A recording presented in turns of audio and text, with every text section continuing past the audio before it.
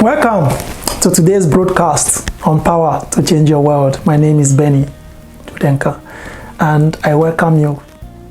Thank you for stopping by.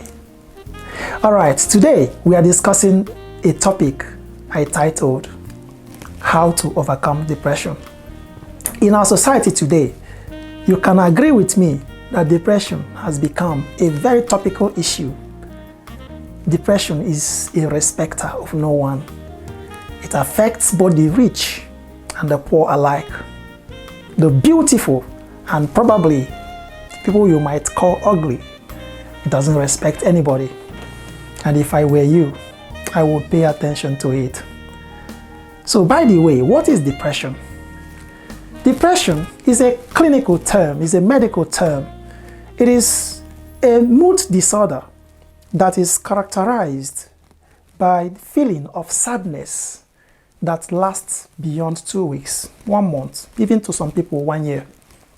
And it is important that you know what goes on in your brain when you are depressed. Knowing it will help you to interrupting it when you begin to notice this kind of cycle going on in your life. There is what we call fight or flight cycle in the brain.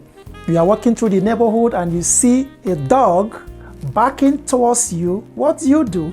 You want to run. Maybe you are walking in the woods and you hear like a sound of a lion. What are you going to do? Something triggers in you that said, man, it is time to run. It's a normal process in life. It's a normal process in the brain. And it is because, thank God, for the system in the brain called the hypothalamus. The hypothalamus is the command center of the brain that sends this signal, that raises this alarm when it senses something like, stress or difficult situations. Maybe when he senses danger, he sends a signal to the pituitary gland. And the gland, in conjunction with the adrenal gland, they will produce a hormone called cortisol.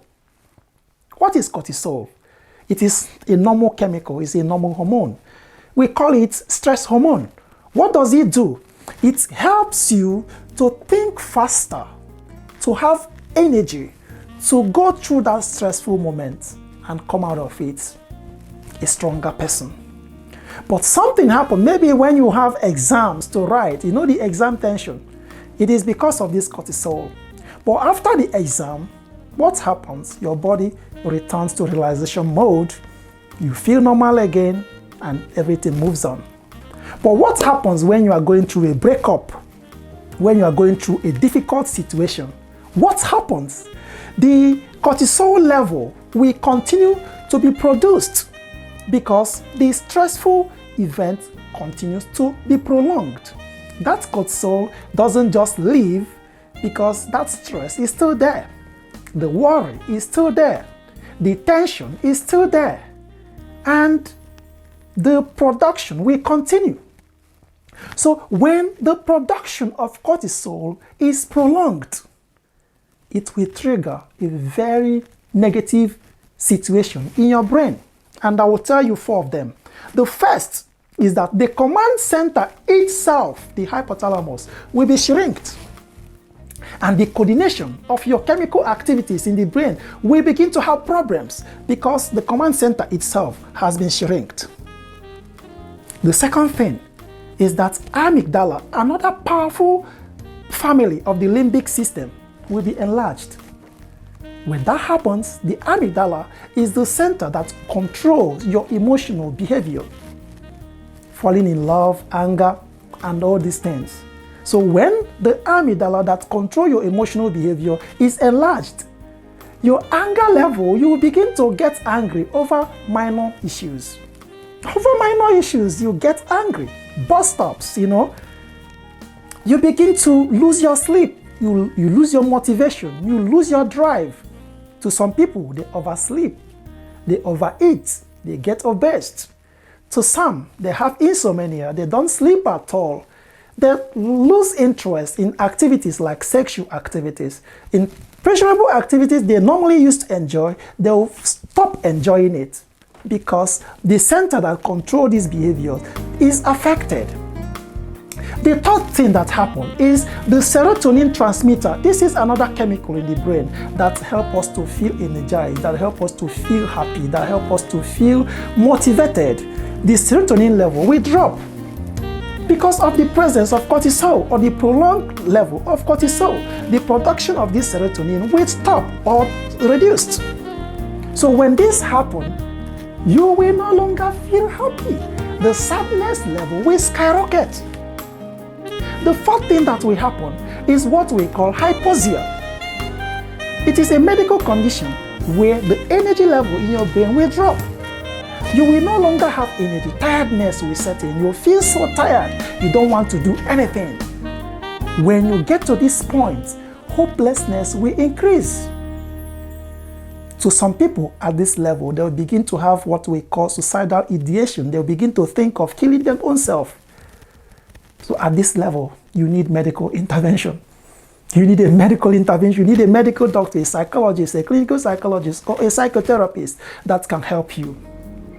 But in this video, I will be giving, my goal actually in this video is to give you ways that you can interrupt the cycle of cortisol, how you can interrupt it, and how you can identify it, and how you can prevent it and live a more healthier life. This I'll be sharing with you when I return. Don't go anywhere. I'll be right back. Okay, welcome back. This is Beni Udenka, and we are still discussing how to overcome depression, but now I'll be giving you some preventive measures, how you can actually prevent or interrupt the cortisol cycle in your brain. The first thing is what we call ABC model of depression. ABC. So we'll be looking into the ABC right now. The letter there is A. And what is A? A stands for Auslöser. This is a German word. Auslöser. It actually means trigger. Just like if you find a gun, the trigger, something that triggers something, something that starts something. So events that trigger the depression, that is the Auslöser. Actually, this model was propounded by a psychologist in the United States called Albert Ellis. I doff my hat for him. So your Auslöser are the events in your life that trigger your depression or that trigger your stress. So it is important that you know them, because that is the beginning. Some people used to say, if you don't know where the rain starts, you wouldn't know where it stops. So you need to understand what is triggering your stress. Maybe your work, maybe your relationship, or whatever. So that thing that triggers your depression is what is called the trigger or the Auslöser. If you can identify it, that will go a long way to helping you to stopping it or to interrupting it, your Auslöser. And that will help me to tell you a story that my mom told me. You know, my grandfather loved my grandmom so much, but something happened one day. The wife went to the farm and some unknown men killed her. And this man discovered and he cried. Every day of his life, he mourned the departure of the wife, cried every day until 1 year. When it was 1 year, he also died. That I didn't know him, my mom told me. That was so sad, right? Maybe a relationship, something, maybe the guy just left you and you think the whole world is crashing on you. That is the trigger. That is that thing that is triggering your depression. Maybe your job is something that is killing you. You need to know the trigger. If you know it, that will help us when we go to B. What is B? Our B is another German word that is called Bewertung. It simply means interpretation. How do you interpret what happened to you? Actually, it is your interpretation that determines whether you are going to be depressed or not. It is not actually that thing that's happened to you, but your interpretation to it. When you interpret it to be the end of the world, depression starts. But when you think, oh, I can overcome this, then you will see yourself. The cortisol level will begin to reduce and the production of the serotonin will increase. It is your positive interpretation of the event that will help you either to become depressed or not. And that will bring me to telling you another story, what I read in a book. A king in Israel had a wife that he loved so much, and they had a son together. And this son received a very bad diagnosis from the medical profession then. And the son they told him that his son was going to die. He used everything within his measures to save the life of the child. All to no avail. The child was still sick. The man went spiritual, yes. He started praying. He fasted, he stopped eating. To the point that his servants were so sad. They believed that if anything could happen to this child, that the king was going to take his own life. Something happened one day. The king looked and he saw his servants moving around in a very funny way. He sensed maybe something has happened. He called one of them and said, "What has happened?" The servant was so afraid to tell him, but the king pressurized him and he told him, "Oh king, your son has died." The king cried. He ran into his chamber. The servant was afraid. Maybe he was going to kill himself. He went to his chambers. He freshened up, washed his face, anointed his head. He came out and requested for his food. Yes, the servants were surprised. This is how I want you to interpret your life events. When you have done your best and it seems as if all your efforts are not producing positive effect, you need to move on. You have done your best to sustain this relationship, and that relationship, the other partner doesn't want it to work. He moved on and left you in the center of the whole thing. And you are thinking, oh man, what am I going to do? It is time to move on. Let me even tell you, if that wrong man does not live your life, the good one will not come. That Mr. Right will not come. So sometimes things like this happen so that the wrong man will live your life, so that the good one will come in. Or maybe that lady would live your life so that you will find another lady that will give you peace. Sometimes a business has to crash, so that you will learn a big lesson that will help you when you're going to start another business. So your positive interpretation to what happened to you will determine the C. What is the C? Consequence. It is your interpretation that will determine the outcome you're going to have.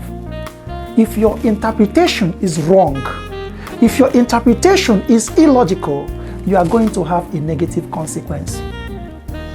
Imagine the story of my father or my grandfather and the story of this king.